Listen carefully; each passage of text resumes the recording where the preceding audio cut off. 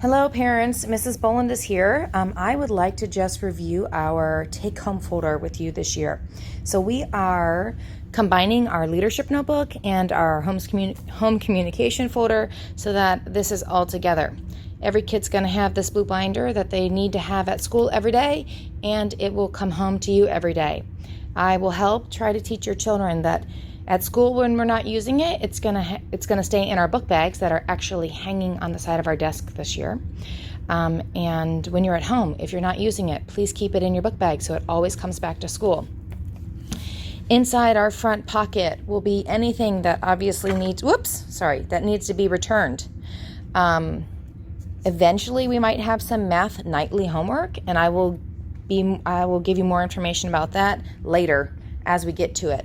For now, we have one homework page, and this is really fun. This is going to become the cover of this notebook. It's just a collage about them. You can draw pictures, you can cut out things that they love, they can print pictures and or photographs, and then glue the photographs on the page. So when this comes back, this is something that they're going to share with their class, and then it's going to go on the front cover of this binder. I'm giving it to you now so that maybe you can think about it. I always need time to get things done with my kids because evenings are short. So knowing ahead of time is helpful, and maybe this is something that you'll do over Labor Day weekend. All right, going through our binder kind of quickly. So resources. Resources is not necessarily a leadership tab, but we're adding it this year as we're combining the folder because hopefully we're in school for a while, but if we ever go to home learning, there's going to be a lot of resources that will be helpful for your children to have. And if they're not, if we're still at school, all of these resources are just as important for homework, evening time, and or weekend practice. This will be our foundations page that we'll use for sound practice and word practice. Eventually, in foundations, kids can, if they prefer smaller lines, they can use this paper. But when we get to sentence writing, we use this side a lot. We have our foundations chart of letter, keyword, sound. On the back side is vowel extension. The kids did this in kindergarten and will continue it this year in first grade. In kindergarten, they were also introduced to all the digraphs.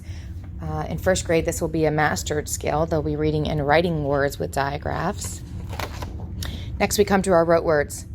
In kindergarten, hopefully you learned that we have moved to rote word lists that have fewer words on them, but these words have to be mastered as reading and writing.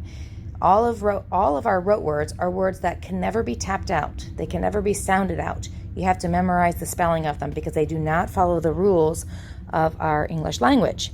So we will daily review our kindergarten words. We will master our first grade words and then eventually move on to second grade words. I will give you flashcards for these words later. I didn't want to overwhelm you or the children in the beginning with things that are in the binder. So this is your resource, but I will send home flashcards for them. Then you have number line and number grids, or number grid, number line. All right, super important, our keyboard. Soon, your kids will be on Chromebooks every single day in the classroom. In order to sign on, they have to use their Heath Gmail account. So in this box is your child's Heath Gmail account and their password. That will always be used to log into Google. You can use their password to log into Google from home. Eventually, we will use our Google Classroom. In order to see their work in their Google Classroom, you have to be logged into their Google account. Sometimes parents, if you're working on your phone or your own tablet at home and it's your system or your device automatically logs into your personal parent account, that's a challenge because you will not be able to find your kid's Google Classroom. So your username is generally the child's first letter of the first name, their whole last name, the @ symbol.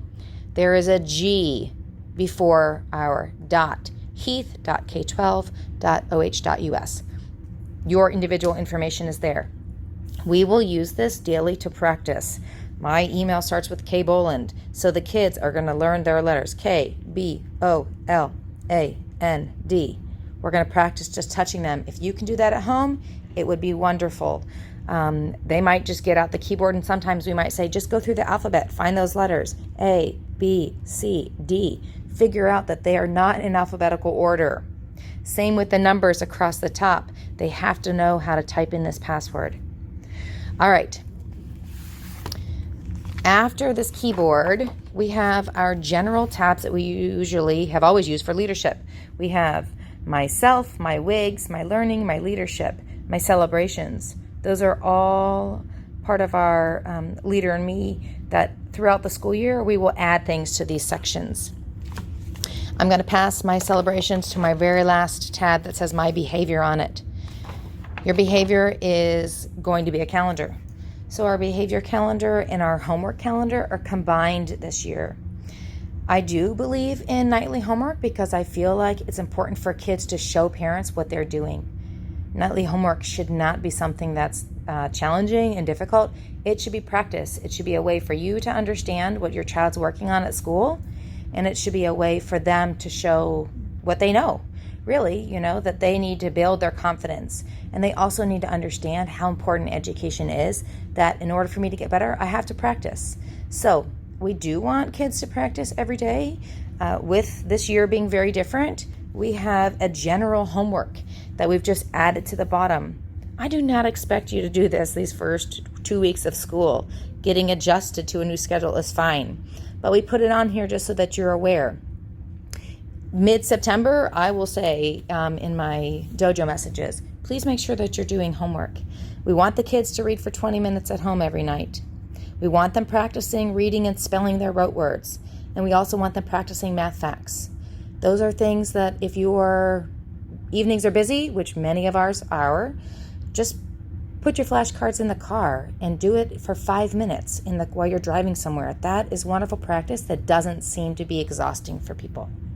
All right, so that's why we have this line, homework. We just want you to initial if you've done homework that evening.